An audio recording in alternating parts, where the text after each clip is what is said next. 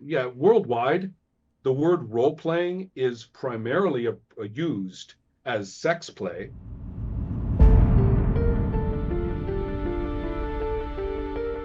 Hello there, I'm Maciej from a Polish YouTube channel, Dobre Rzuty. We focus on tabletop RPGs, or as I tend to call them, tabletop narrative games, which will be relevant during this podcast.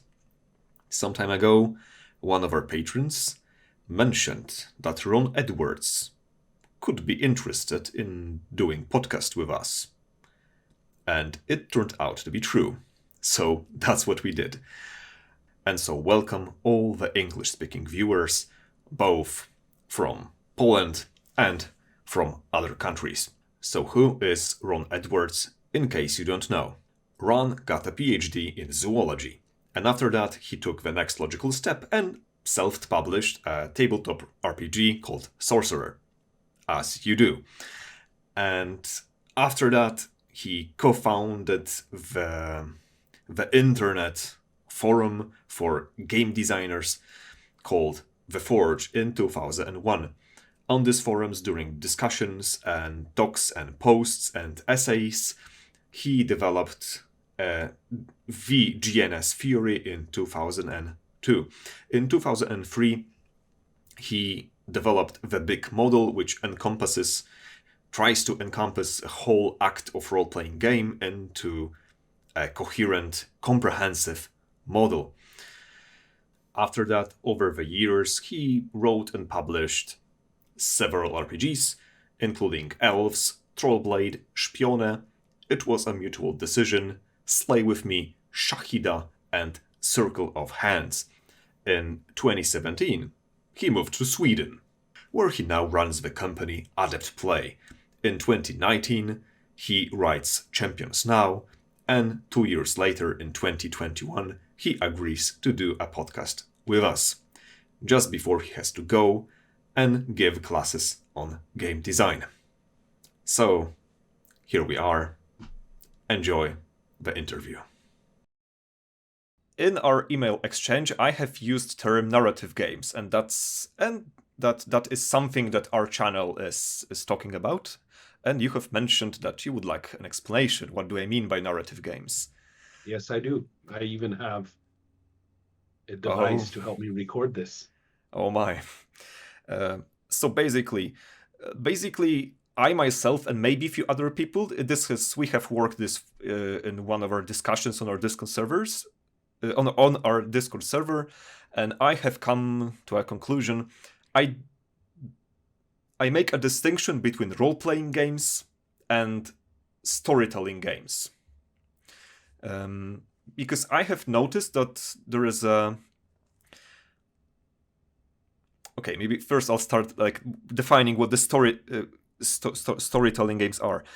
Basically, these are the games that cannot be played in an actor stance. That's one thing. And more generally, I think of them as games for screenwriters, in which a group of people comes to create a story, usually in an author stance or a director stance. And yeah, I think the term game for screenwriters describes it well. Primetime Adventures, I think, is a perfect example of what I would call a storytelling game.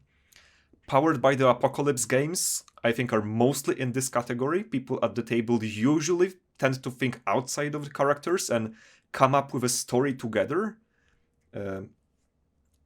And yeah, and I think one of the defining traits is the not being able to play those games in an actor stance, and thus not being able to achieve a higher degrees of immersion, and or in those games it's harder to build mood and atmosphere, or even quick pacing.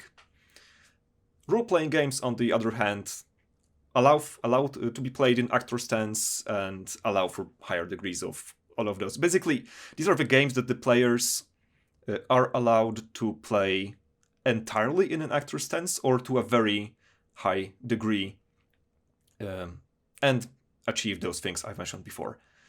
So it's not a very precise definition, but what I've seen and why I have come to distinct between those two types of games is there are some people, I think a significant amount of people, especially in Poland, maybe due to how the games in Poland were played and that the immersion and the atmosphere were usually highly valued among many groups, and that those players really don't like Powered by the Apocalypse games, or Fate, or Primetime Adventures. They just don't like being out of their character.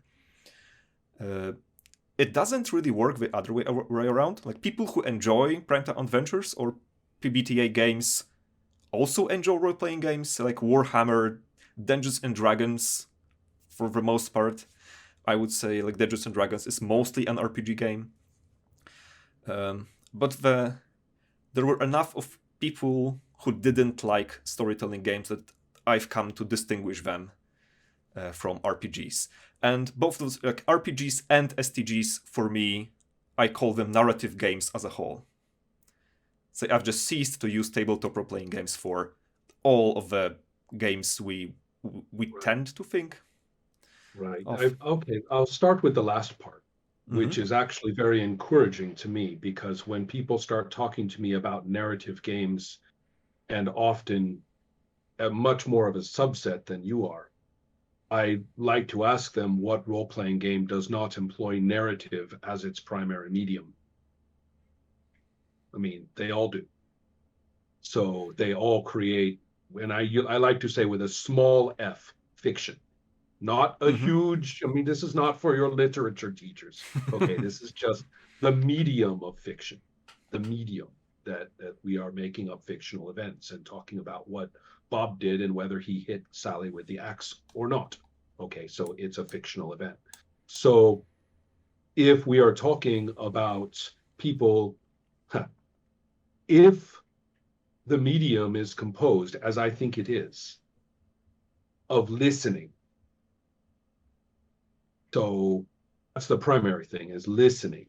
And in order for listening, you have to have not just somebody talking, you have to have somebody else who's paying attention and will treat something about what was said as the new normal, right? In terms of what they're going to say. So the listening is important. So, and the phrase of, saying it back is just reincorporating, right, what you have been hearing, or something about it, or maybe changing it a little in some way. At the very least, it's a few seconds later in fictional time. Well, so if that's the medium that we are always doing, then the word narrative as a term is redundant. Either everything's narrative, or it doesn't need, it's going to just be treated as a feature, and we don't have to put big lights on it or make boxes out of it. So what you said about narrative makes a lot of sense to me. Now, everything after that, or rather, as you said it beforehand, is problematic for me. And I'm going to give you an example. Let us say we are playing Warhammer, and you have this role as a game master. And I am playing, and I refuse to play anything else as we are hypothetically playing Warhammer. I am playing my rat catcher, god damn it, and they cannot stop me. Sure. So it's the best picture in the book. I mean, come on. So this situation, Mr. Game Master, I'm going to say that you have told us, the people sitting at the table, that there is this beaten up old wooden shack, a little hut, little house in the dark woods, and we have been talking about getting there, and you have said, okay, it's midnight, you are there, more or less confirming that what we talked about has come to pass, and you did not come up with something else to screw with us before we get there. Okay, you are you're there, it's midnight. This is an ordinary act of game master behavior, correct? To say something like that. You mentioned two of the player characters, and whether you intended to or not, we don't know, why, but my character has not been mentioned. And maybe my character is busy, so maybe I'm not there. So I will say at that time, just as you say, okay, you are there, you are there, and I wait and I say, wait, I'm there too. And you say perhaps, oh yes, and we continue to play. I believe I just broke immersion, atmosphere, mood, Sure. etc. Right? Didn't I just suddenly make myself the junior game master? Didn't I go sit in the game master's lap for a moment? And no one ever know, but this is common behavior in those games, and nobody ever notices. How about yes, in a sequence after that, the guy with tentacles, his shirt has ripped and the tentacles have come out of his shirt. And the desperate fight in the forest, and the lanterns are swinging with the fire-lit shadows, and it's Warhammer, right?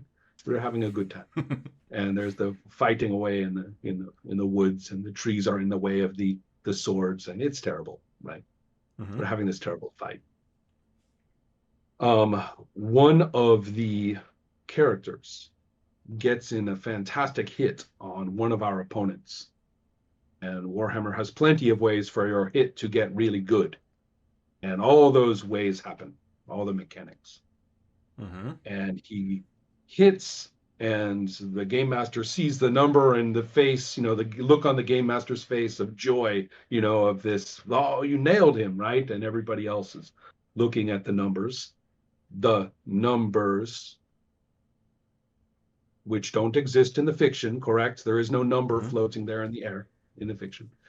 And we're all excited about this, and the game master says, oh, you hit him, right? And checks the numbers of the damage, and says something like, oh, he's going down. And the player, or maybe one of the other players, says a sound effect. Gunch.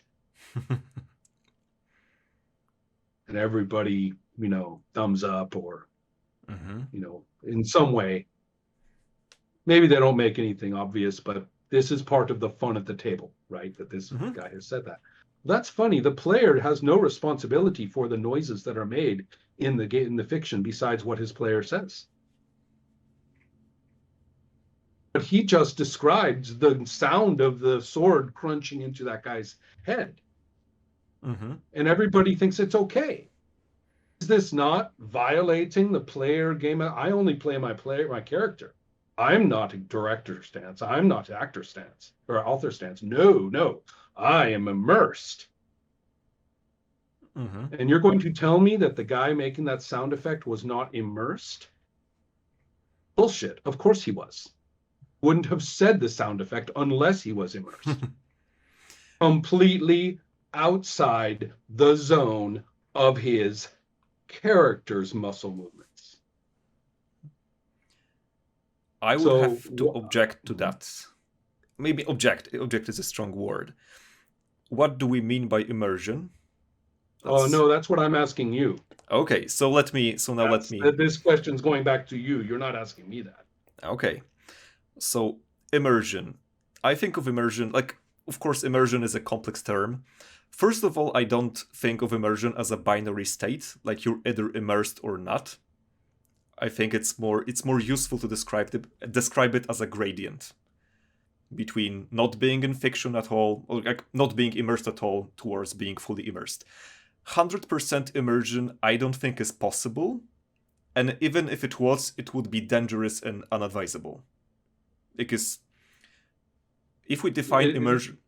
If you're defining it the way I think you're defining it, that would be called schizophrenia. Yes, probably. Okay, so one definition of immersion is you are immersed if you forget you are playing. If you are immersed in fiction, the more you are immersed, the more you are thinking about the situation outside of a game. So yeah, 100% immersion would be schizophrenia, actually, yes. Well, okay, I think that you're kind of wandering away from what I was trying to say, but I'm Mhm. not sure. So maybe So, like let me give you the second aspect of immersion. It's something in what in video games would be called flow. So you can be immersed in experience. You you're you could be invested emotionally in experience. You could have flow. That would be term I would use. And I think it's an aspect of immersion. So the example you used with players doing sounds during the game, I would say yes, that player was immersed. I completely agree. However, I like completely agree. Yes. yes, that would be like I would say that would be one of the aspects of immersion. But anyway, I wouldn't try to I don't know. I wouldn't call players either immersed or not because everyone is somewhat immersed usually unless you're playing entirely out of the fiction. But then you're playing Well, on the chess. other hand, I was pointing to your drawing a distinction between these games and other games. And my argument, to be very clear, is Mm-hmm. that I think that the person fighting the creature in Warhammer, as we are describing it, Mm-hmm. is meeting many of her requirements for the storytelling games, as you call them, Mm-hmm. because they are not, they are because they have stepped outside of their character. And I am challenging the idea that to only be within your own character and looking out of their eyes, I am challenging that that idea is in any way correlated to degree of immersion. Mm-hmm. So So maybe. if somebody says we are playing a game where it's my turn to say where the characters are, okay? Which is basically the same action that happens in all role playing. The only difference is that we're trading it around the table instead of it just being one person. Mm-hmm. So it's not even a different act. Mm-hmm. The distribution has changed, but the act is the same.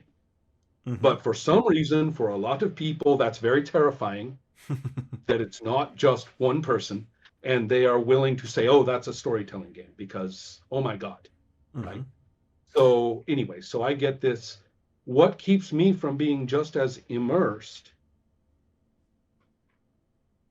when I happen to have that responsibility?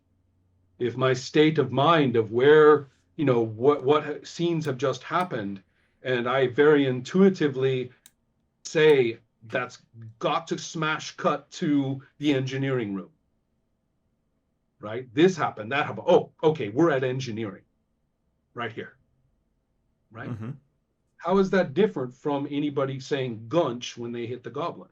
It's not different at all. So the issue here is engagement in the fiction, regardless of who is saying what. And so you cannot look at a game in which you have a certain arrangement of who says what and when, and say, oh, that is necessarily going to have less immersion than this other game, especially when your only criteria is that you are used to the second kind of game, Mm-hmm. right? So if that's your only criterion, I don't respect that criterion at all. So the what I'm driving at is that this what you have described as the distinction is very widely held. I encounter it all the time in Italy, especially, and it is also quite common in the Nordic situations in a slightly different configuration because they have kind of a love affair with LARPs. And so for them, it's LARPs and anything else. But they say all the same things though. You can't Mm-hmm. immerse because you are sitting down and talking. How can you immerse that way? And Mm-hmm. they would say exactly all the same things. They just drew a line in a slightly different place. So So yeah, let go me ahead. try to maybe define because I myself I do not have this aversion towards the storytelling games.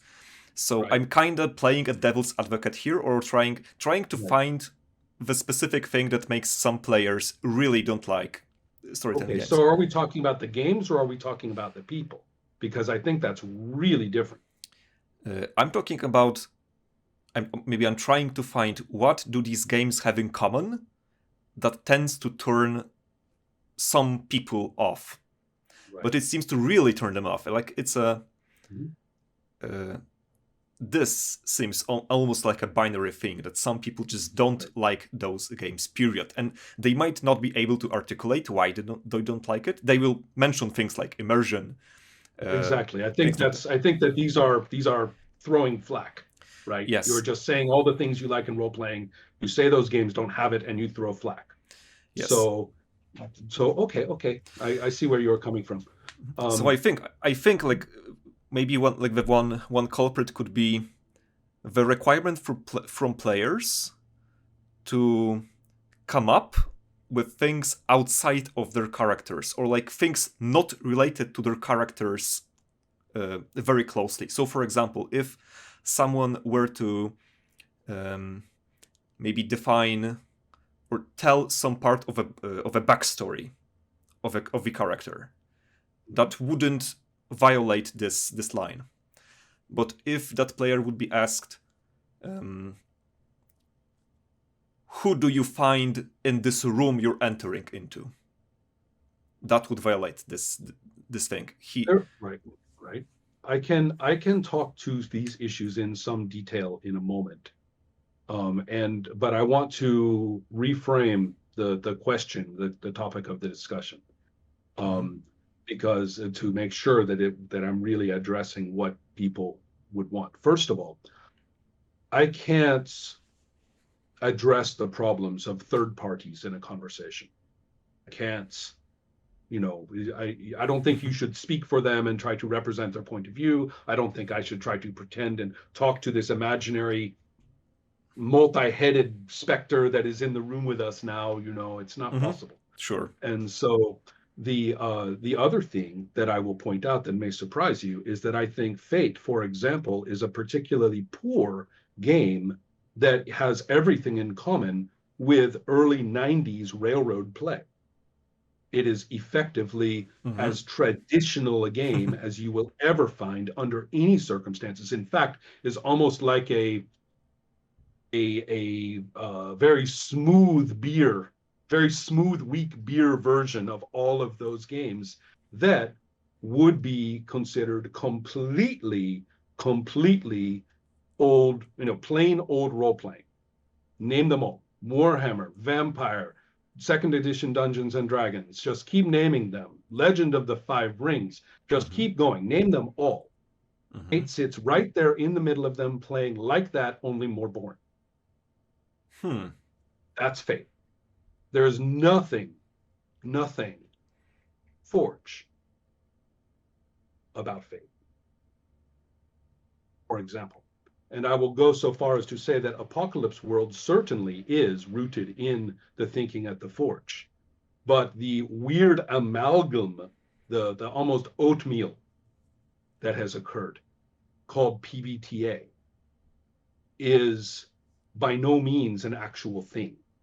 It's a little bit like almost exactly what happens with OSR. You sit down and you play a game and you say, it's OSR. Everybody's brains turns off and they just start playing some weird ass conglomerate way that they all picked up in different places all at the same time. And this sort of weird, smooth blend of system occurs at the table, which really has very little to do with playing this precise game. And if it has any unique or individual or interesting features, they'll be gone. And so the social construct of OSR overtakes the table, and everybody just plays. This guy's basically playing Osric, and this guy is basically playing 5th edition, and this guy over here is basically playing Castles, Dungeon Crawl Classics, right? And they're all just kind of playing bits and pieces of those as they remember them or were taught, however they were taught, badly or well, and they end up playing something at the table. But it's basically a game they've created themselves right there. And that's why they say all OSR games are compatible, which they are not. They are not, yeah. So the same thing goes on with PBTA. when somebody says, I am using PBTA to make this game, I start asking questions and I realize they have no idea what's in Apocalypse World. Or they make strange claims about, oh, the players can make up whatever is happening, which is not the case in the actual rules of most of those games. Most of those games actually have extremely strong presence of what they call the Master of Ceremonies. But then as the experience with the system goes outward and outward and outward, and people just learn from talking and learn from sitting at the table and God knows what was said, then they'll write this game where everybody is making things up left and right. So I am trying to say that a lot of that's what I'm saying is that if you want to try to make a category of role-playing design, which I think you can, there are some you raised a lot of important variables.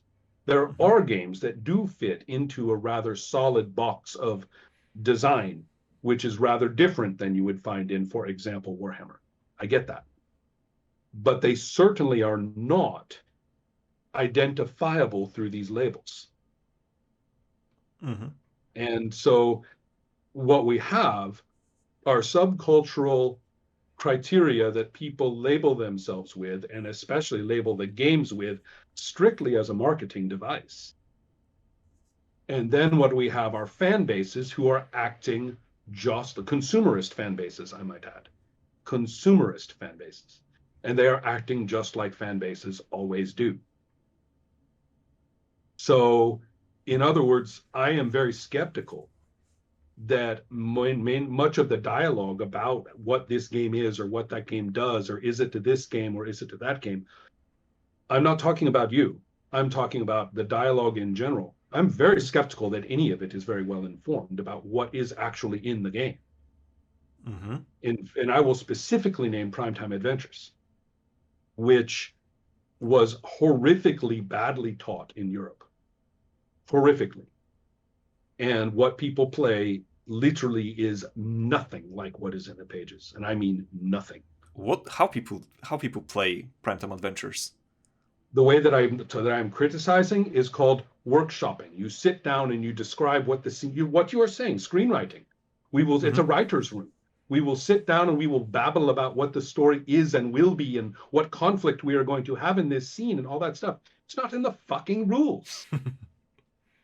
In Primetime Adventures, it's your scene, or it's your turn, I should say. Okay, it's your turn, and you are not the producer.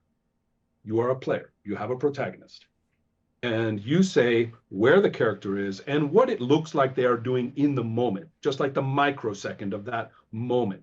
Not what they are going to try to do, not what they're up to, not what they are, going to face or anything. Just visually, what are they doing? I'm writing in my diary. I am dissecting a lobster. I am running to hide from the pirates. I don't care, but that thing. And then the producer takes over. It is up to the producer to say, you might name one or two other protagonists that you want in there too. And there's also a method by which, if you really want to be in this situation as well, but you weren't named, you can get in there. There's a way. Okay, but that's not very important. That's almost the same as just saying, the game master says, okay, we're at the tavern, who's there? And everybody kind of says who's there, right? So it's the same thing, really. So it's not really strange. Then everything is just as you are used to from the ordinary games. At that point, it is up to the game master to say what every imaginable non-player character might be doing that's relevant to this scene.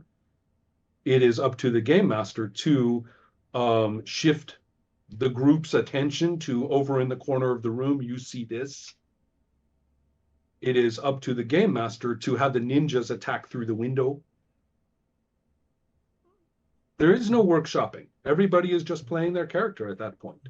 Now that you're saying that, I think that actually I have used Primetime Adventures as a... the way I have used it as an example of a storytelling game, I have used the dysfunctional European version you've described. Yes, actually. Oh, you see it in the States too. I even remember the table where it was invented. So, yeah, it was an unholy blend of Polaris, Capes, and Primetime Adventures in 2006 or 2005. and it occurred at Gen Con, and it was horrible. Everybody was trying to learn these games and talk about these games, and some shit got made up, and then other tables got taught that, and everybody stopped playing. It was all just story workshopping, and everyone said you roll the dice so that you find out who gets to say what happens, like they are suddenly God and they get to say what happens, which is in Capes is a very poor game. Polaris is at least fascinating, and Ken, I think, is pretty good, fascinating, I guess. And then Primetime Adventures as written, and it has been through some tweaks and changes and additions, but the one that I know the best, one of the, toward the beginning, I consider to be absolutely excellent. But I have to like grab people, by the back of the head and bang them on the table to get that other thing out of their head so we can play. Primetime Adventures is actually one of my favorite systems, even though I haven't played it very much. But I say that after running Primetime Adventures for a bit and after reading it, I kind of run Primetime Adventures anytime I run anything, because I tend to think about the plot in terms of about the game session, about acts, about scenes. I tend to think about really, them. That's another point I'm making. I hope it doesn't sound like I am just spitballing in every direction. For me, we are on a very sharp, very defined conversational path here. And I will state, what are rooms in a dungeon except scenes?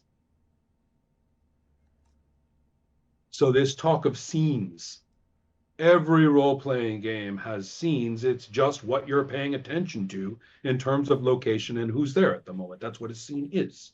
Whether you actually use the word or there's some, okay, it's my turn, what scene, kind of talk about organizing it is procedural, not conceptual. So it's, in other words, I am deeply dismissive of this claim that there are these original role-playing games where everybody is playing just their character, and it's this glorious organic thing in a virtual reality space, and you can walk anywhere and do anything, and who knows, and the game master basically just tells you, that, I don't know, everyone seems to think it's World of Warcraft, that it's all set up, you poke at the wall and all that crap. No, that's not the way those games are played. Those games of Primetime Adventures does not offer a different way to play. It organizes the way we already knew how to play. And so it's, in my opinion, I am stating that a great deal of the games that received a lot of design and dialogue attention at the Forge, a lot of those games were about doing what we did already well, and without dysfunctional patches and without habitual power problems. There's also this myth that this game, that the games people are familiar with, like Vampire or Warhammer or D&D second edition, I mean, I can go on. Today, I suppose Pathfinder might be sort of the example at the moment. And so if we take that and say, okay, that's the way to play, it's kind of remarkable how dysfunctional so many of those can be at the table across so many groups and in characteristic ways. I use this example a lot, and you may have heard it already, so I apologize to you personally for blithering about it some more. But if we take the situation, again, we are going now to be playing Pathfinder, okay? And I am playing the tough, bearded fighter. And I've got my throwing axe and I've got my battle axe. And it's been 2 hours since I killed anything as a player, and I'm starting to feel itchy, okay? And we are at the clearing of the road in the forest, and the roads are crossing there. And of course, the bandits we have heard about pop up at that point, and each one is uglier and nastier than the last one, right? They're this pack of scabby bandits. And so the fucking half-elf wizard starts talking to them. Because he's always talking to people, right? Blah, Right. blah, blah, blah. What ho, traveler? What do you here at this fine morn? Ah, Ren Fair, strikes. And so, but he's negotiating. He's going to make a stupid diplomacy roll, and maybe we won't have to fight, and blah blah blah. Well, the bandits are not having it. The bandits are like, being worse and worse and worse. And one of them, especially that guy, the way the game master is playing him, that guy, he's really obnoxious. I throw my axe at him, I tell you. Now, let me ask Pathfinder Assembled out there, do we now roll initiative and my axe throw occurs in the order that it lands? I mean, do we do the initiative procedure and say I'm fourth in line? So do these characters all get to do what they want before I throw my axe?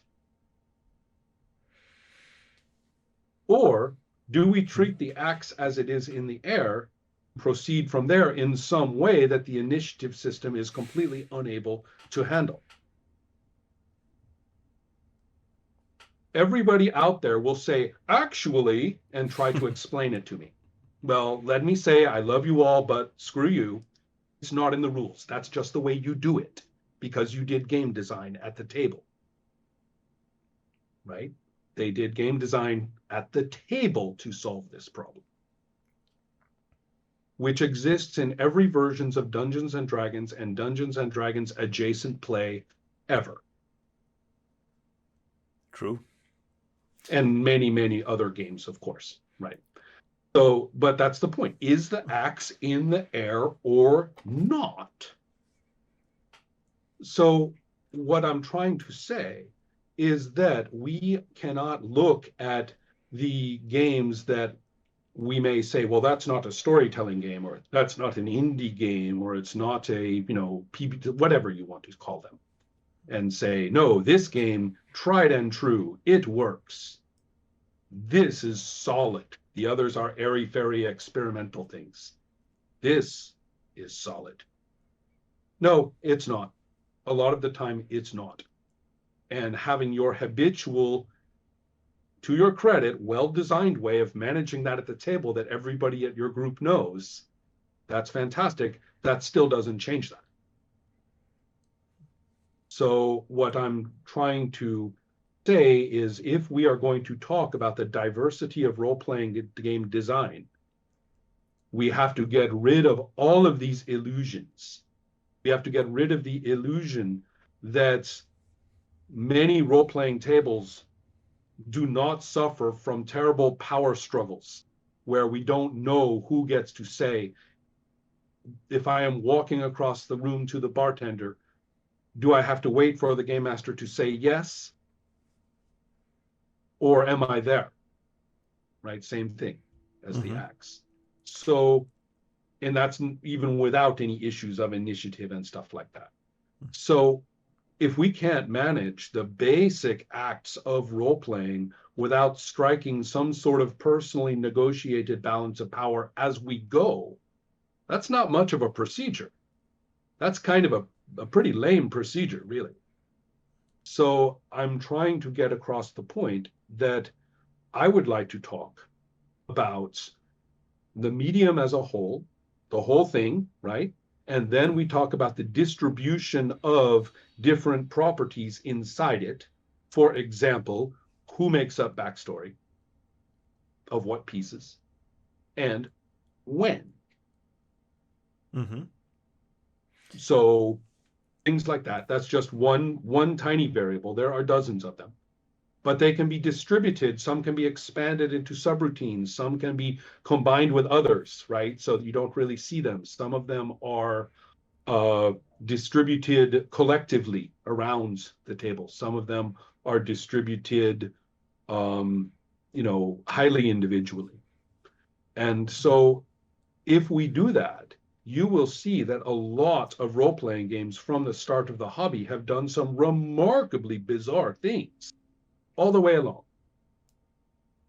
Mm-hmm. And that a great deal of the games that we see today marketed as, indie or PBTA or whatever you want to call it, story game, if you want to look, you will find that a lot of them are actually a pretty ordinary role-playing game situation in disguise, and some of them aren't even very good. So it is a much more interesting and it's a much more interesting history of the hobby, and one to be proud of collectively, mistakes and all the way along. Mm-hmm. So maybe that's the real one, not this bizarre dichotomy that has become a subcultural and internet phenomenon because people are making money off it. Mm-hmm. So maybe let me use this opportunity as a way to segue into, like, let me ask you, how do Please you do. right?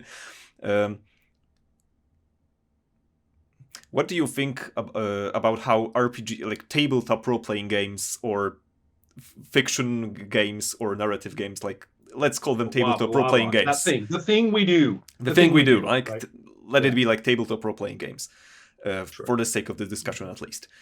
Agreed. I gave up on trying to. I mean, yeah, I kind of do as worldwide, well. Yeah, worldwide, the word role-playing is primarily used as sex play, and True.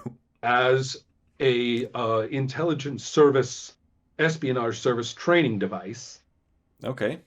Which is a standard thing. Okay, I wasn't familiar with teach you that. Yeah, one, you teach people how to lie to people by Okay. having other people play like those people, and you do all these scenarios and Sure. teach people how to lie better that way. It's a thing.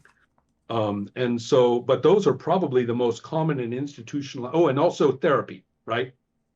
Therapy, role-playing therapy, right? Those are, well, the sex play isn't institutionalized well as far as I know, right? Who knows? But the point is that these are far more common than anything you and I are doing. And they all call themselves role-playing. So what the hell? We can call ourselves role-playing too, and who cares what it literally means? So sure. Sorry, little rant about that. I like it because it's funny. Yeah. Sure.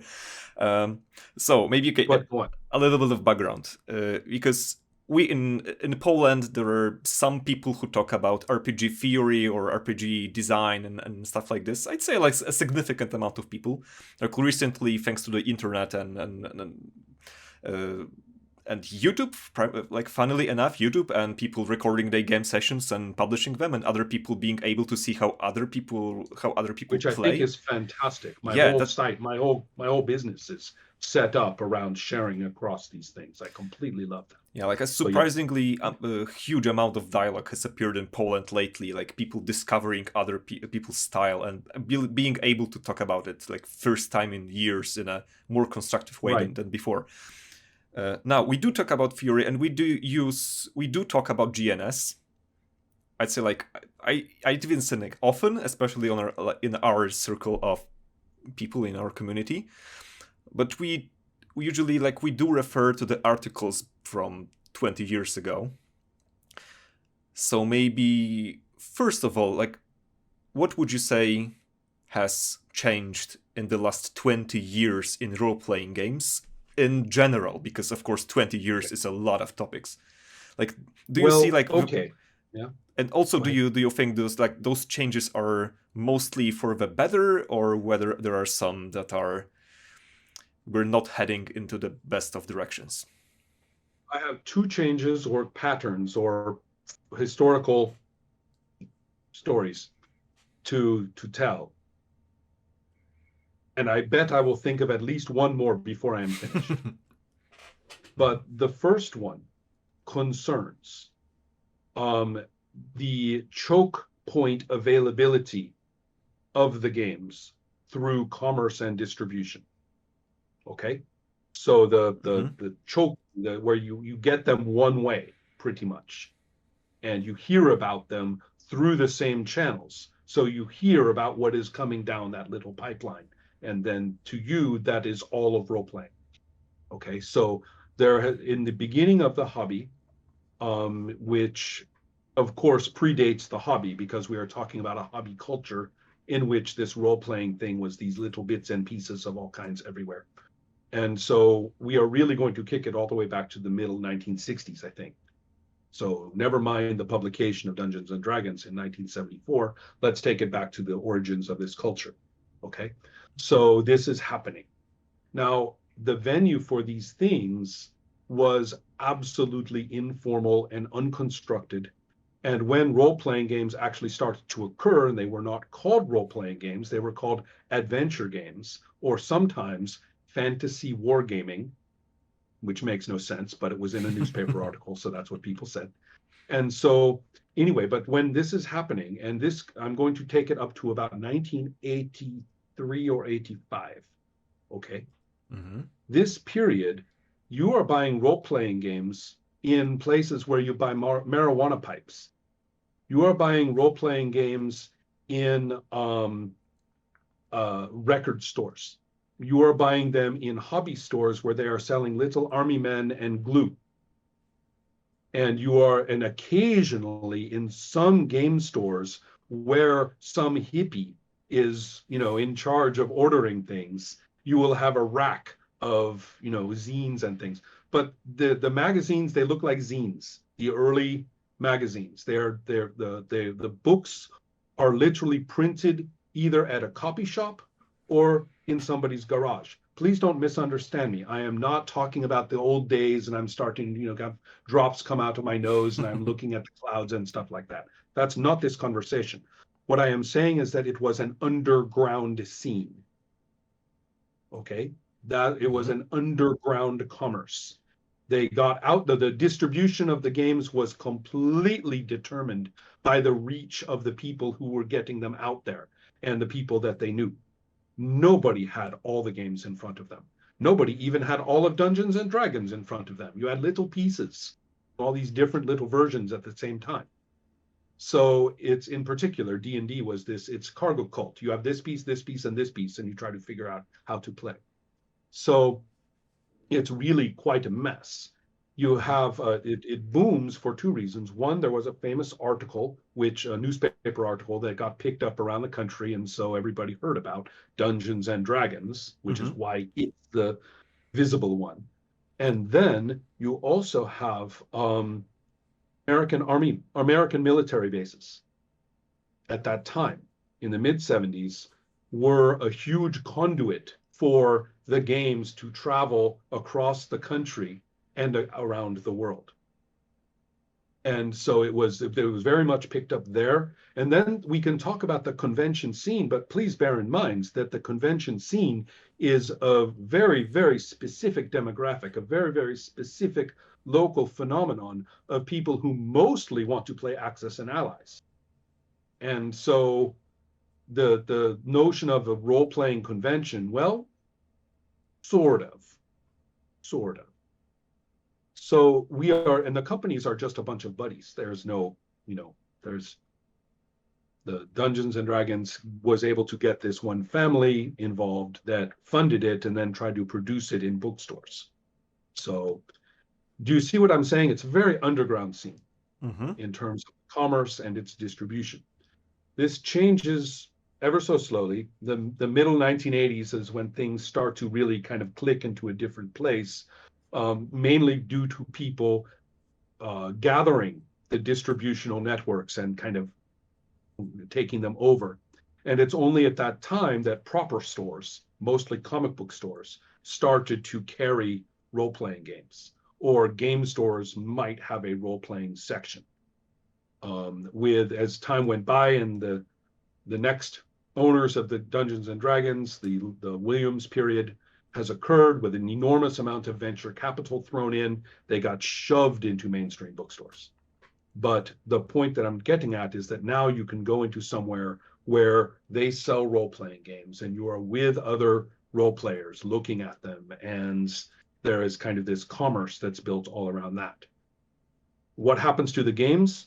Their physicality starts to look very conformist.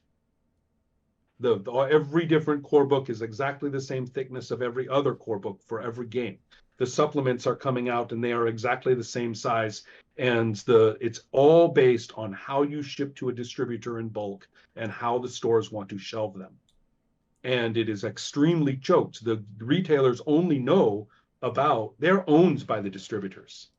They are completely, I mean, not owned legally, but they are owned, dominated economically by the distributors. They only sell what the distributors want to sell in bulk. That's the only thing they're going to push in the stores. They are not. Gameplay is of no interest. This is the late 80s. Reaganomics is upon us. It is about venture capital, return on investment. And you need to sell that shit out. It's like it's Pop-Tarts. You want every last box that you order sold this month because the next boxes of Pop-Tarts are coming in. You are already in debt. You have already paid for those. You got to get that shit out of here. Tell that teenager to buy this, this, this, and this. Next teenager, right? Get them. So it's really it's a supply side economics is what it is. And so the notion that there would be any usage-based feedback on this system is absurd, completely absurd. Nobody is ordering a game from the distributor because some gamer comes in and says they want it. That's not going to happen. Mm-hmm. Economically meaningless.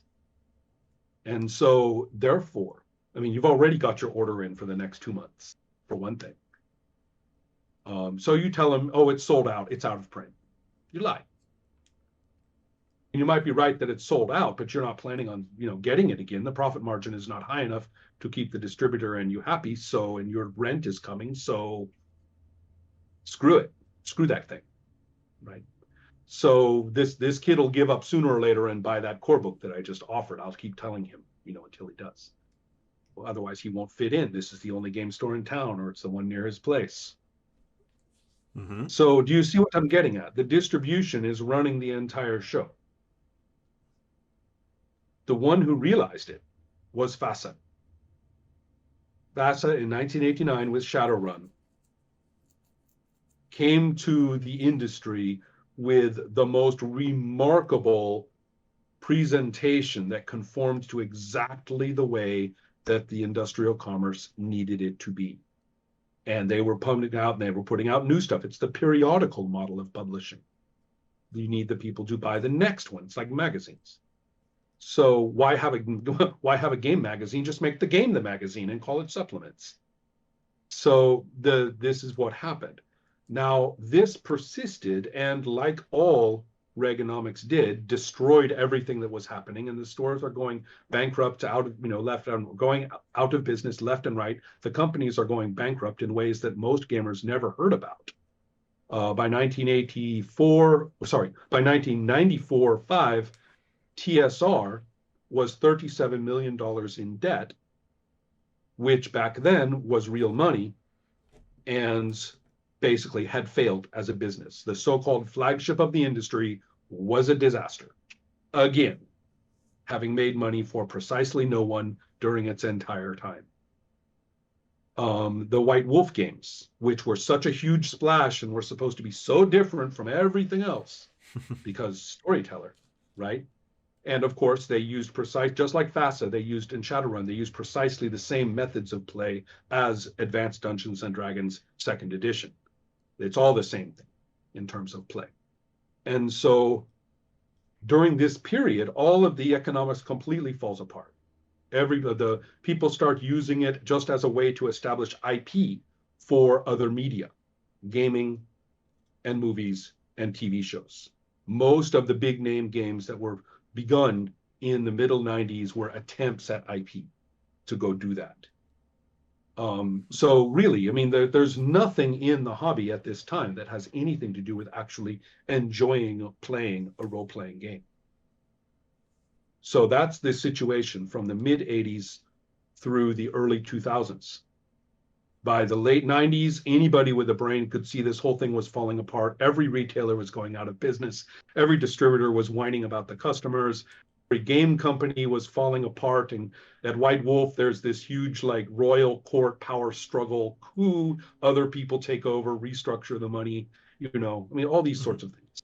Oh, and we all know about TSR. right? It's that late 90s where it goes through its Wizards of the Coast and then flips around with all the different properties. The magazines go here and this goes there, and all these things get organized carefully. And then, pop, the profit making things go to Hasbro. Peter Adkison walks away with money and Gen Con, which is what he wanted, and happily, paid off the world with Pokemon and D&D attached to Pokemon's belt.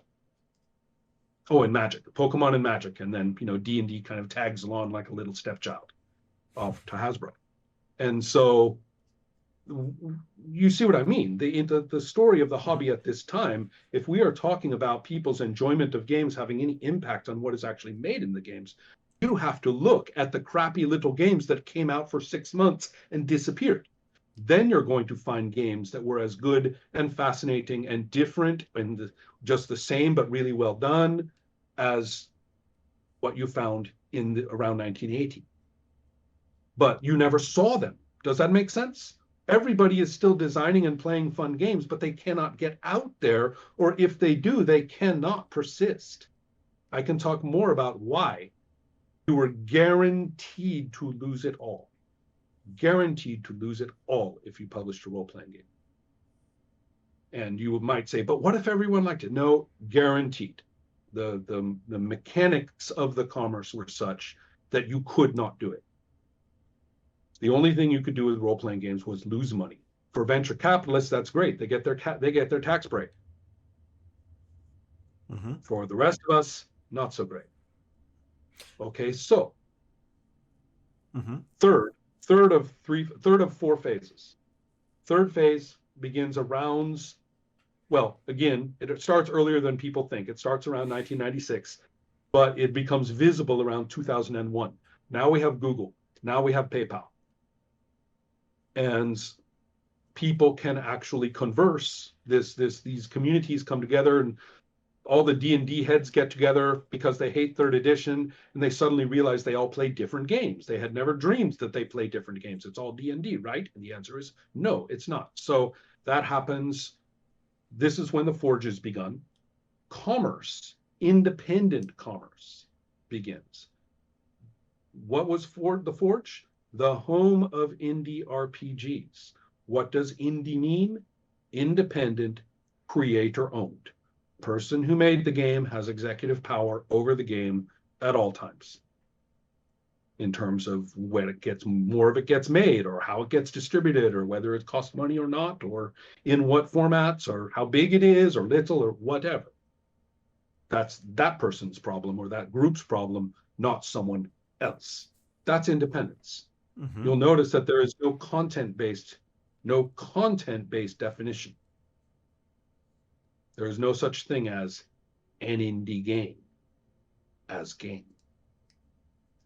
And that's what a lot of people don't really remember, is that the Forge had a very strong presence of games that you might not think of as properly belonging there, right? That it supported all sorts of play. That's why that arrow coming out of the Forge leads to the early OSR. Where do you think all those guys learned how to self-publish? Where do you think we first saw somebody talking about Lamentations of the Flame Princess?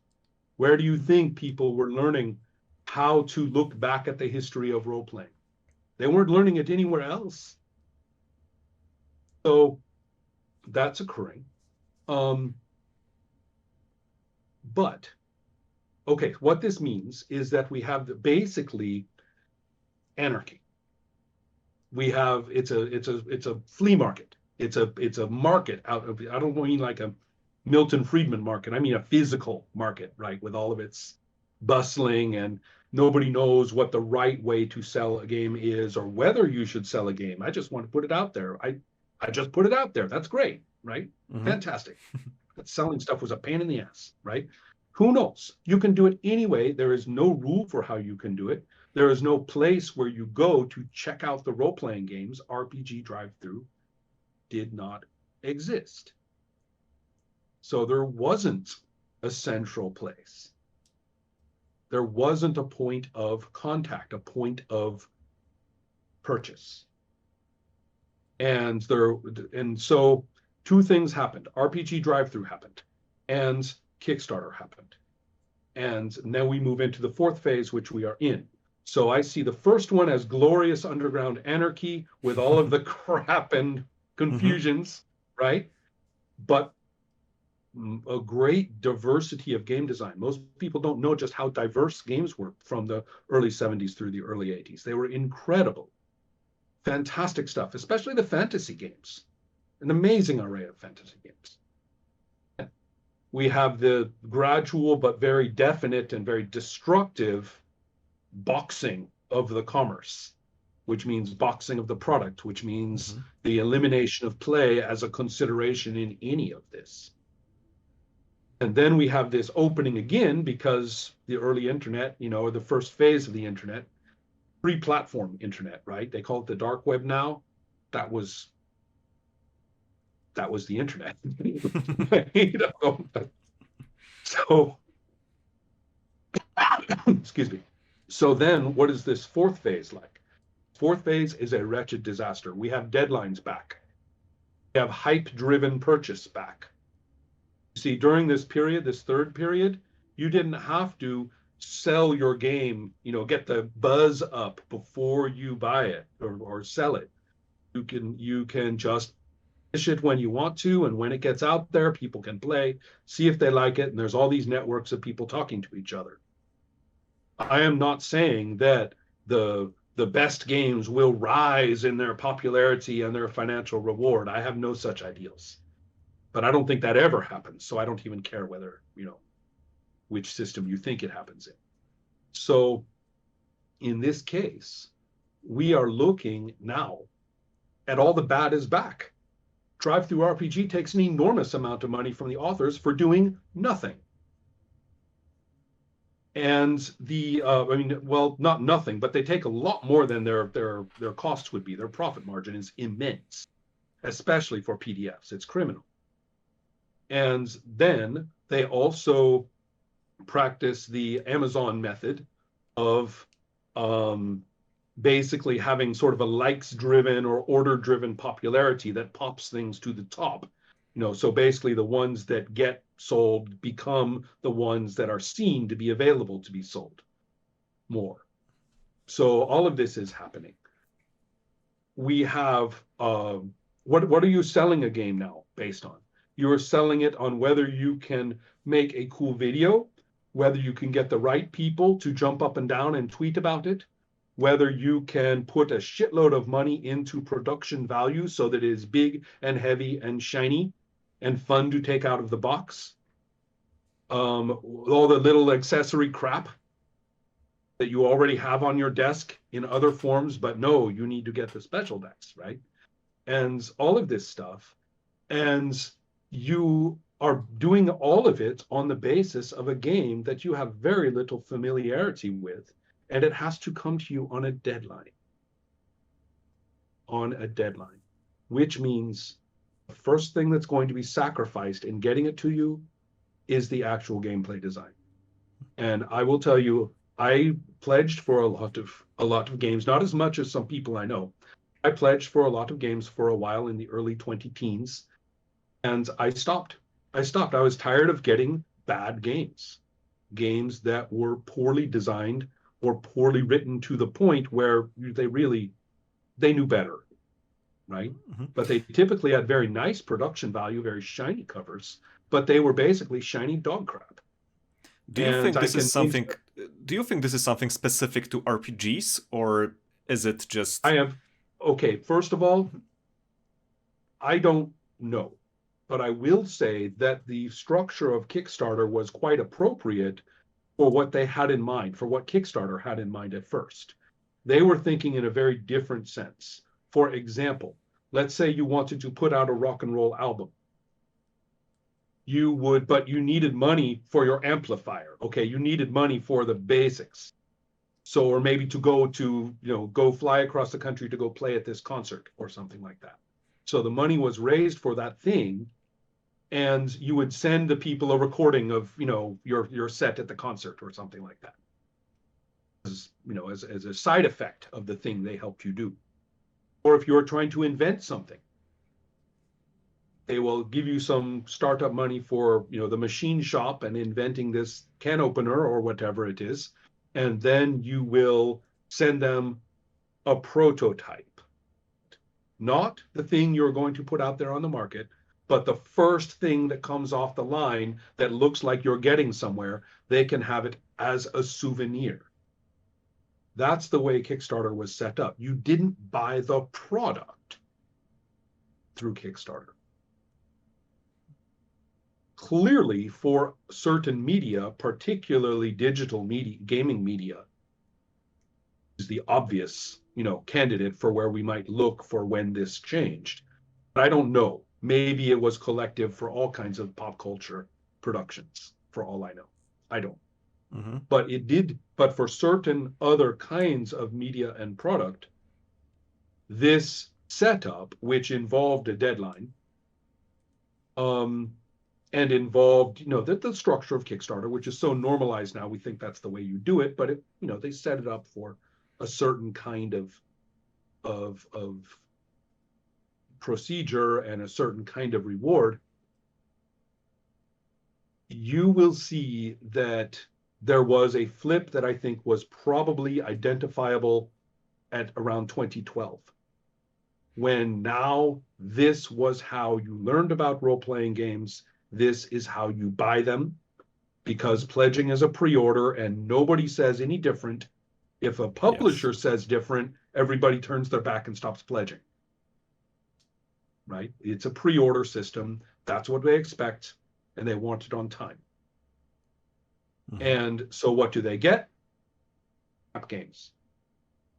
There's game design. There's game book writing, which is a form of pedagogy. And then there is game production as a physical object or a digital object or what have you, right? 3 different things. Mm-hmm. The first one will quickly be sacrificed. It will be quickly either abandoned before it is well developed, or it will literally be killed, sacrificed for the benefit of the others. By sacrificed, I mean you are pleasing your backers and pleasing the promotional cultural group that you are tweeting to, and you just change it into whatever it is they want to hear. So you literally sacrifice your game design toward this end. And so what you basically get is, on the average, quite badly done games, and often, at best, games with strange blocking, flawed points that you didn't expect. And so you get very strange things that happen. I don't want to be too personal about this or that game, because not because I'm shy, but because it distracts people. If I say, this or that about this particular title, anyone listening to this interview will forget anything else we talked about and said, Ron said this game sucks. Oh my God, right? So I'm just going to avoid that whole problem and say a bunch of them, probably the one you're thinking of. So but do you see what I mean? 4 phases: anarchy, choke, anarchy, choke. So are you hoping for a 5th phase, another anarchy? I may have, you may have picked up certain intimations of my economic and political outlook from this conversation already. I would be quite surprised at anybody from this portion of the world not to pick up on that. But the point is that I am not much of a determinist, cyclical, historical thinker, right? I don't think if such a thing happens, it's not because I think there's a cycle that will bring it back around or anything. Sure, but like that. Let me reframe the question.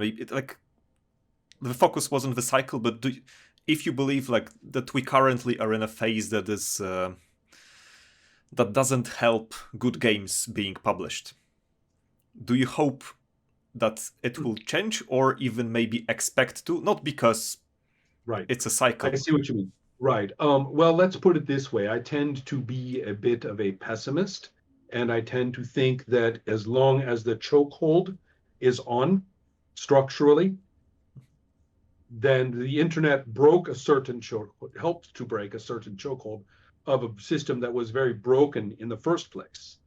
People were doing it because they made money off it, but not money off of the commerce, right? They were making money in their weird early 90s way. Here, as long as people can continue to extract, they will. They will. So my hopes are worth precisely nothing. I mean, I can hope for lots of things. There's a lot of things around the world I could hope for right now. I suppose, a better structural venue for the production of role-playing games would be on the list, but it might not be at the top of the list of all the things I could hope for. Sure. So yes, it's in there, but it's not, I'm I'm not holding my breath, as we say in English. Also, you've mentioned publishing, that games that are published are bad. But would you say that good games are being designed all the time, regardless of the phase? All the time. So is it like, I think, is it basically that good games are designed all the time? It's just a matter of what gets published and what gets to the people who want to play? Put it slightly differently. This is something that I like to tell the class that I'm about to teach in just less than an hour. This is one of the points I will be making to them in their first session. When we are talking about game design, I think of it as a subset of one's experience in play. So you are a practitioner, if you are a practitioner of role-playing, which may involve being part of this hobby, it may not. And if you are part of this hobby, it doesn't necessarily mean you are a practitioner. I know lots of people with lots of role-playing games on the shelf and lots of opinions whose, their play experience is dubious at best. So I'm talking about people who actually play. Some of us have a personality disorder. And I call that the design disorder. For some reason, you have this urge. And all groups form their own rules. The rules are what we do. Text may be something we look at and it informs our rules, okay? Maybe we try to make it inform the rules a lot because we are quite interested in that text. But what we do at the table that we are used to and can rely upon among one another, those are the rules. If you don't believe me, sit down at a table with something different and see what happens, right? You're not getting anywhere by waving a book around. So those are the rules. Why not just be happy and change those up as needed for the fun, right? I don't mean like opportunistically to make things go your way. I mean, change the rules, how we do it and how we will do it, just organically at the table, the way everybody does anyway. And if you have, some urge to write them down just because you are that kind of person, go ahead. Why on earth are you making up something of your own? What the hell is wrong with you? Okay, I have this disorder. And a few other people have it too. We just want to. And there's nothing terrible about it because that's where role-playing games come from. Hooray, okay. And I think of it this way because it includes the desire to have it in some recorded and readable fashion that somebody else might make use of. That's the mild version of the disorder. A lot of people have it. A lot of it results in great games that are only played in very small collectives. A lot of it results in fun table times, right? That most people don't know about. And sometimes it results in perhaps a personal document that the person printed out and bound and keeps in their backpack, or something like that. Then there's the severe form. That form of the disorder, it can be managed, right? You can do the rest of your life just fine, mostly. You might need and unskilled friends can help you through the hard parts. You'll be okay, probably. The severe form of the disorder, of course, is when you actually want to enter the world of commerce or semi-commerce, like downloads and stuff like that. And you therefore want to publish. That's where, and I'm going to use the broadest form of publishing, right? The broadest form. Can you see what I'm saying? Publishing doesn't publishing doesn't define designing and playing new role-playing games. Publishing doesn't define it. Mm-hmm. It's not the defining feature. So what I'm saying, this severe form is a dreadful thing. It's hard to manage. It probably should be medicated, and the people around you will have to develop lots of skills to help you through your life. And that's, I'm kind of making a joke about it, but I'm kind of not. I understand. Yeah. I believe there might be even some scientific data to support this. However, I've heard this argument that people who can be like, who are creatives and also want to be successful, require both character traits that are associated with order and character traits that are associated with chaos, and the conflict is it is destructive, like really, like alcoholism, smoking drugs, like whatever. Absolutely. I agree with this, and as it happens, I'm fortunately anarchic enough to have avoided the worst of it. So the primary issue, though, is to get to, I hope, answering your excellent question. The primary issue here is,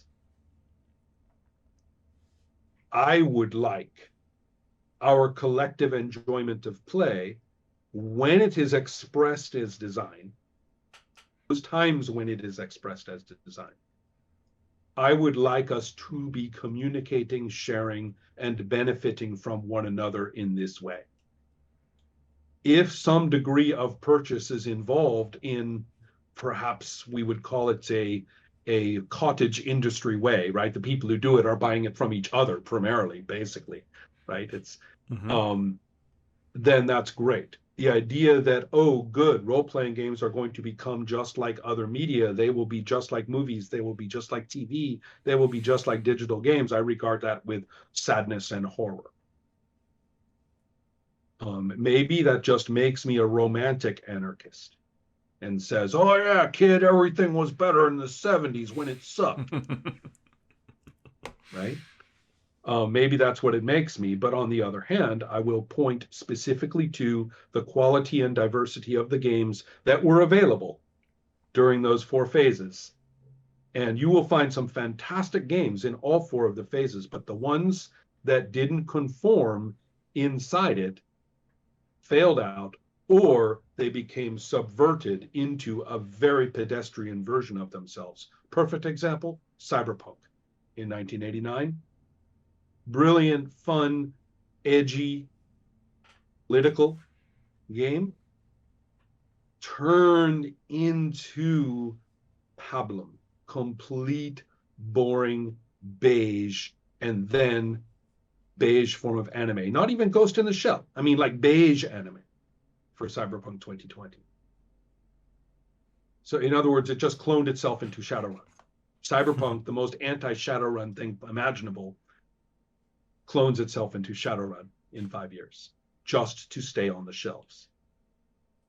So games either they just disappeared, the good ones, or they transmogrified into crap. And so it's that's what happens during that phase, and that's what happens during this phase. So what I am actually saying now, very unusually, if you consider me to be the advocate for publish your own game, which was what I advocated. Don't let someone else publish it for you, because they will control it, and there's nothing good they have in mind. So that was my position. Very much like the independent comic book scene, by the way. Almost identical, in fact, because that's where I learned it. Actually, what you've been saying about tabletop RPGs, I kind of feel that video games went through a very similar thing. They may well have. Like maybe like a few years quicker here and later here, but basically it seems very similar, including the degeneration of Kickstarter. Like one bit of trivia you might not know, that in video games, like sometimes publishers will use Kickstarter. So you are a studio you're making a game, you show it to a publisher, the publisher will tell you, put it on Kickstarter, we'll use it basically as a marketing campaign. If the game is successful enough, because like we'll see that people are interested, even if it doesn't get the money, we'll put the money to Kickstarter to make the project successful. And then we'll just publish it as a publisher. And you can also do the thing which had begun well before that, which is that what you put out, you consider your beta anyway, right? Because the first round of users will actually be your playtesters. So, you combine it with that, what you described, combine it with that, and I think that's a very characteristic situation right now. In video games, it's even worse because you can like publish patches, which are downloaded automatically. So sometimes, like some companies behave like the release of the game is actually the last period of beta testing. Right. So to go back to the issue that you asked me about, what is the relevance of some of the things that I wrote 20 years ago? Okay. First of all, as I mentioned to you, I don't regard those as a magnum opus. In fact, if someone thinks that those essays about GNS and stuff are a magnum opus, I'm going to go and put my head in the oven, because that's not very smart for a magnum opus. So those are the side effects of an extremely active living discussion that was occurring. And so therefore, even as I am writing, there is dialogue happening. And the writing is there because I was tired of people saying things that they thought I said that I didn't. So I was like, look, what I'm thinking right now, this is what it looks like. And the conversations were continuing as we went. So you are not looking at like, I wrote it all out in this big outline to carefully lay out my whole, argument. So you are looking at a living document in an extremely difficult and fascinating context for conversation. So therefore, while I appreciate that people are looking at these things, I think that there are some basic ideas that I think that I will stand by the way I addressed them at the time, especially because we were working them out. So I stand by them as historical documents. I have no regrets or, apologies or whatever, but they're not the Talmud. You cannot go to a paragraph and say, okay, what does this mean? Right? It's like, come on. Who do you think we are? So so with that in mind, what then was the value, in my opinion, of that body of discussion? First is the reason that I called it the big model, which I am shocked to find that people don't seem to know. But the reason I called it the big model is because the entire activity of play is presumed to be occurring in a social space among actual living people who have, hominid primate features. Okay. So, and they are socializing among one another, and face it, they could be watching porn, but instead they are doing this thing. So fascinating. Of all the different non-porn things they could do, they're doing this one. Okay. People achieve social closures and openings with one another through activities of this kind. Before we talk about what the activity even is, we have to remember that it is occurring in that and will serve the needs of those social openings and closures. It's not, okay, you socialize over here, we stop socializing, now we go immerse in the role play. Oh, that's social, that's different. No, it's not different. It's all inside, okay? So that's why it's the big model. I'm putting it into the sphere of human activity, which, believe me, was enough to drive a lot of people absolutely crazy with rage for me to say that. Huh. If it sounds obvious, believe me, it was not treated as obvious. That's surprising. I know, right? But that's why I gave it a name. If the idea has become normalized since then, fantastic. I am happy. So with that, or if somebody says, oh, I always thought that, I'm like, oh, no, you didn't. You go find in the rule book all the parts that say when social issues start to become informative of play, and the first thing those books will tell you is make it stop. After all, control that shit, Mr. Game Master. Sure. So So with that in mind, then we look at it and I say, what are we doing? Now, this is the way I say it now.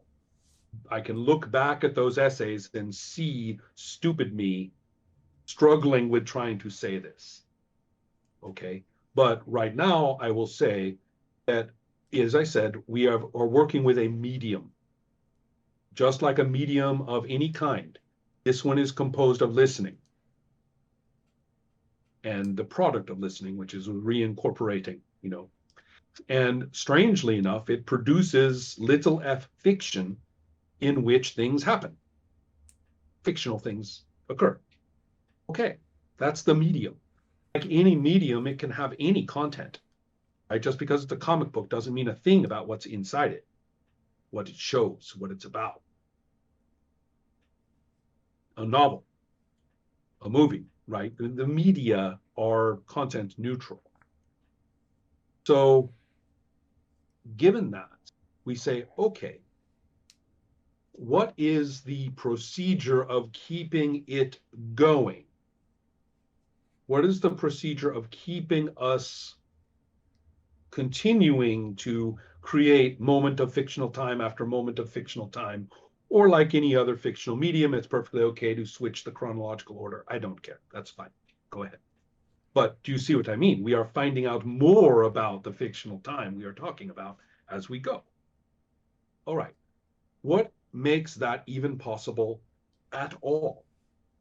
And there we start talking about system. There's no such thing. Okay, just as there is no such thing as non-narrative play because people are fucking talking, thank you. There's also no such thing as systemless play.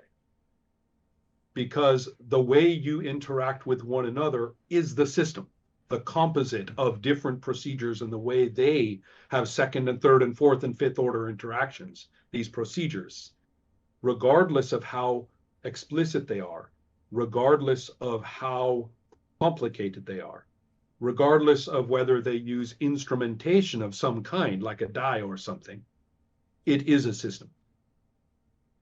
There's no such, if you try to do it with just unconstructed talking and you don't know who has authority over which part or that part as you go, and you just have to agree your way through and have a little fucking committee meeting every 15 minutes to all agree that this is the way it went. Nobody does that. Nobody would do it. Nobody can do it. It's madness. It doesn't work. So when you recognize that the procedure is going to have system because we are using rules. Sorry, rules light people, your rules light are just as hard and just as heavy as rules heavy, okay? They're all heavy because we're following them. So with this in mind, we then say, okay, once it really gets going, why would people do this? And we see the many properties that really make it happen in terms of human interest, what inspired us to start, and whether we feel that inspiration was confirmed, right? So things change in the fiction. This guy dies, or the princess is saved, or whatever, right? 100 years passed, and now what happens? Things change in the fiction. I level up. Right? Things change. The question is whether how they change, the procedures that we used, do I feel like the inspiration was justified? Do I feel like it was worth it? Or is it like my first time I played Vampire when it first came out, and I was so excited by their perfervid prose about romance and lacy clothes and Right. yes. Yes. I am a killer who drinks blood and I feel really bad about it, but it's fucking cool. The whole thing, right? And then 2 scenes in, I suddenly realized that we're playing Shadowrun. And I say, no, the changes that are produced by doing this are not going to confirm my inspiration for what I was doing, and they will not produce a new inspiration. The only way to keep playing is to go back, recapitulate the first inspiration, pump myself up with false hope, and keep trying. Mm-hmm. And I know games that have gone on for years and years and years on exactly that. Everybody just goes back to the core book and pumps up their hope again, right? And tries a few more sessions. And so this is basically the first 10 years of me playing RPGs. Until the point I listened some talk on YouTube, like people introducing some indie RPGs, and my eyes were opened and I started I appreciate that. See more. And so I understand. Okay, and I think I know why that happens. But let's clarify, of course, that there are tables which performed their own probably unknowing game design with some of the same games you were playing. And so if you wrote down what they were doing, you would look at it and say, holy shit, this is a great rule set. I love playing this, right? This actually does confirm it because they're enjoying that. They, of course, turn around and then defend the textual rules just because they never realized what they did. Or the game master, because we get, like, if we criticize a mainstream game, like, usually at least one person will show up and say, no, the game is good, you just had a bad game master. Of course. So, because if you say the game master is actually a game designer, then they're probably right. Yeah. And so, and I don't mean a formal game designer. I mean the game, what they are doing at that table is the game design. However, using this argument, you can defend like any game. You can defend an empty sheet of paper as a great role-playing game, because our game master will run a perfect adventure. Well, yes, of course. But then I say, well, let's go and look at your perfect adventure, and let's go look at your perfect game, because I find over and over and over several things. I find that particular group had lost people until only this one set were left. That there are social dynamics in that group that are social, often who is married to who is sleeping with who has been best friends since high school, things like that. And finally, that if you take that very defensive and masterful game master aside and start asking how things are going or whatever, and nobody's listening, they will confess to you that they hate their players and they're exhausted. And so, or that, that maybe they don't hate their players, but they're still waiting. They're a saint, they're Jesus on the cross, waiting and waiting and waiting for the players finally to come around. Right? So it's really quite painful. There are several other factors at work here that we can talk about, which is the history of mismanaged authorities in play. You mentioned backstory. You're absolutely right. There are actually 4 distinct authorities, and they are independent of one another, and each one can be distributed in an infinite number of ways. A lot of the time when you say you have a single game master, what you are finding is that the group has found a way to put certain authorities together for that person and distribute the others, and nobody admits it. But that particular configuration is great, so then they say, that guy's a great game master. So the point I'm getting at is that at the Forge, one thing we did was to experiment with these things openly. And that's why you get strange little games, right? You have people experimenting with the variables because that's what happened when you start identifying variables. And all sorts of interesting things were tried, or, showed us all kinds of other important points.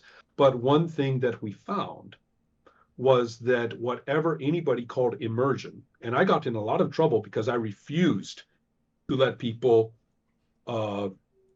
invoke immersion, as a thoughtlessly.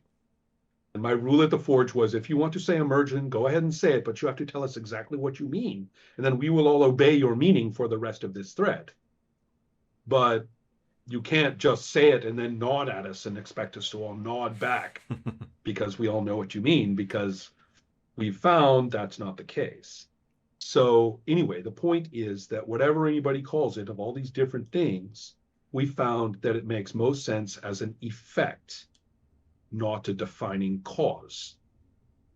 And I even got crude, as I sometimes do, and said that people who were all excited about immersion is the thing and everything and the only thing and all the rest of it, they were like people who romanticize sex and had no idea really how to have sex, but they knew that it seems to involve having orgasms. So the first thing we're going to do is have orgasms. That'll do it. That'll do it. So what you get is the role-playing equivalent of premature ejaculation and faking orgasms. I And think that's that's a great note to end on, like a great okay. quote, actually.